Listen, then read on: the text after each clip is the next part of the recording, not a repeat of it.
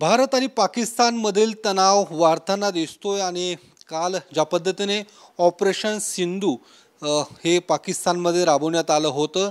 Operation सिंदूर अद्यापही संपलेलं नाही आहे. आज देखील भारताकडून पाकिस्तानच्या जवळपास 15 शहरांमध्ये ड्रोन हल्ले करण्यात आलेले आहेत आणि ऑपरेशन सिंधू हे अद्यापही सुरू असल्याचं आपल्याला पाहायला मिळतंय.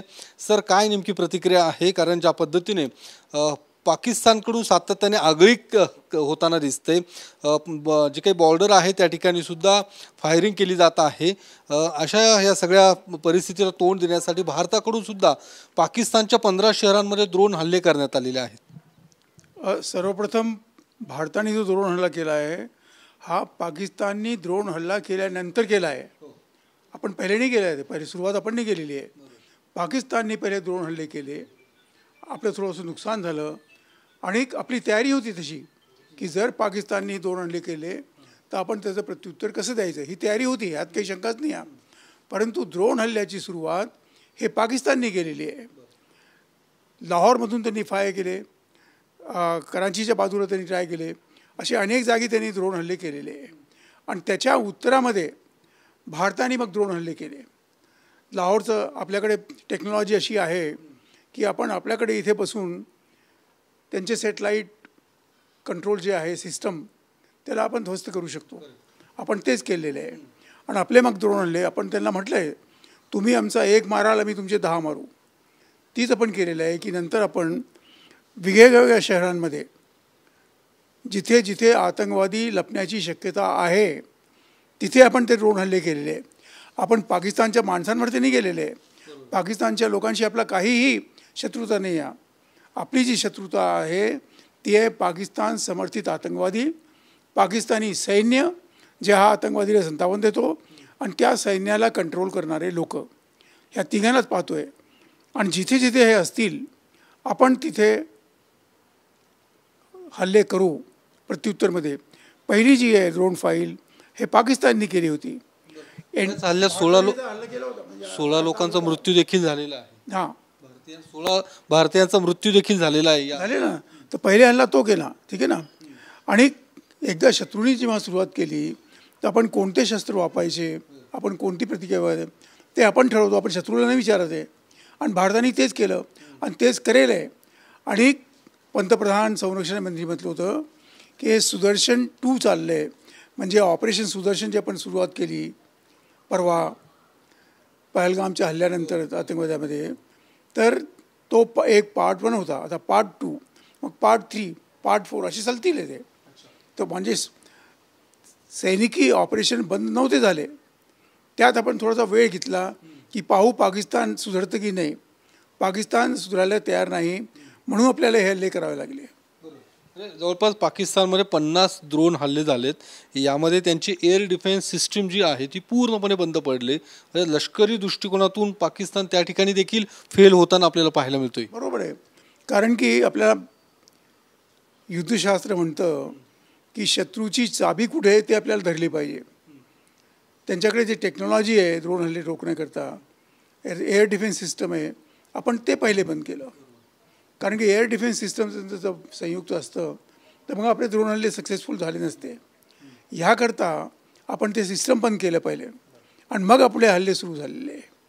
तर हे सैन्य कारवाईचा किंवा एअरफोर्स कारवाईचा एक साधन असतं. देखील त्यांच्यावरती अटॅक केला. त्यामध्ये जवळपास 12 पाकिस्तानी सैनिक जे होते त्यांचा मृत्यू झालेला आहे. त्यामुळे एकूणच बलुचिस्तान देखील पाकिस्तानवर भारी पडताना दिसतोय.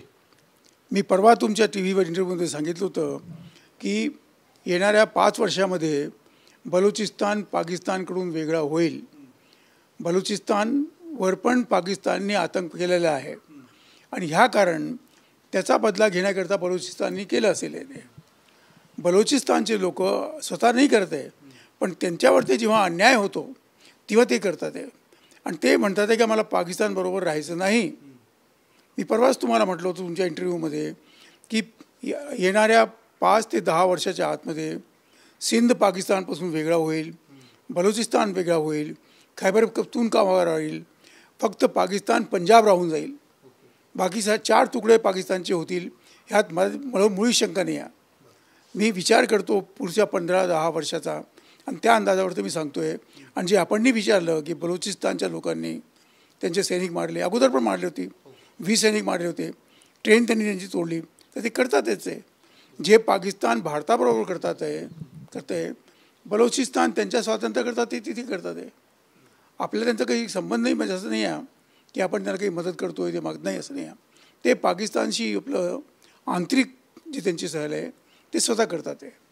पण हे सगळं एवढं कारवाई होत असताना दुसरीकडे पाकिस्तानकडून देखील धमक्या दिल्या जातात. पाकिस्तानचे जे पंतप्रधान आहे शहबाज कुरेशी यांनी देखील आम्ही रक्ताच्या एका एका थेंबाचा बदला घेऊ अशा पद्धतीने धमकी त्यांच्याकडून दिली जाते. बरोबर आहे, ते घेतात आहे ना. आत्ताने मागे जे आपले आतंकवादी पाठवून हे लोकांना जे मारलेलं आहे हे पाकिस्तानचेच लोक आहे ना, तर त्यांनी तर सुरुवात त्यांनीच केलेली आहे. आता बदला काय घेणार त्याला? बदला घेण्याकरता तुम्ही तेव्हा घ्याल जेव्हा तुम्ही राहाल. तुम्ही राहणारच नाही तर बदला कुणाशी घेणार आहे तुम्ही?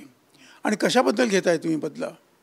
भारतीय लोकांना तुम्ही मुंबईमध्ये आमचे लोक मारले, तुम्ही दिल्लीमध्ये आमचे मारले, तुम्ही आमचा हवाईजहाज अगवा केला, तो आतंकवादी मारला गेला काल. तुम्ही आम्हाला काश्मीरमध्ये मागच्या 15 वर्षापासून तुम्ही आमचे लोकांना मारलं. पहलगाममध्ये तुमचेच लोक होते. तर तुम्ही जर हे करताय तर आम्ही जर त्याचं प्रत्युत्तर दिलं तर त्यात चूक काय आहे आमची? आम्हाला तर करावं लागेल ना ते. आपण जो एअर स्ट्राईक केला त्यामध्ये मसूद अझहरचा जे कुटुंबीय 10 लोकांचा मृत्यू झाल्याची माहिती मिळालेली आहे. आणि यामध्ये जे दहशतवादी या हल्ल्यात मेले होते त्यांच्या दफनविधीला पाकिस्तानच्या आर्मीचे वरिष्ठ लोक त्या ठिकाणी उपस्थित होते.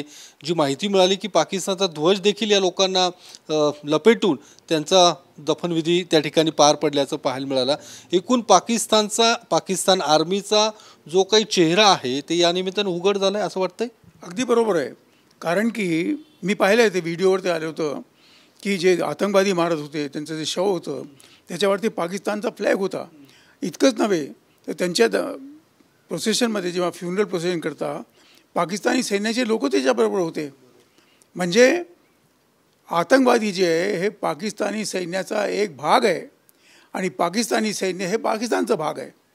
तर पाकिस्तान समर्थित सैन्याचे जे आतंकवादी आहे ते जेव्हा मेले म्हणून त्यांनी त्यांना दफन केलं आणि त्यांना पूर्ण सन्मान दिला. त्यांनी जवळ त्यांना सैनिकी सन्मान दिला.